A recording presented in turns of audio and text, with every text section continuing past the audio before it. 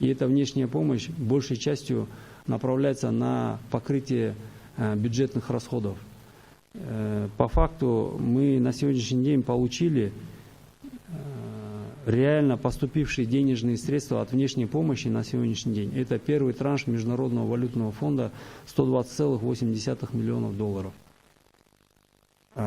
Эти средства были сконвертированы, поступили на счет Министерства финансов, и наряду с другими доходами они были направлены на покрытие бюджетных расходов. Вот позавчера вернее, 3 дня назад мы беседовали с Акипресс, и от них поступило предложение, чтобы снять вот эти вопросы, чтобы показать использование внешней помощи постатейно.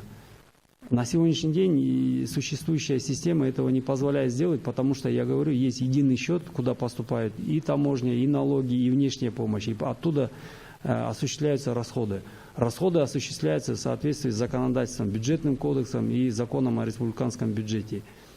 То, что касается контроля, есть счетная палата, есть другие контролирующие органы, есть комитет Джорку Кенеша, сам парламент есть, перед которым правительство отчитывается о бюджетных расходах.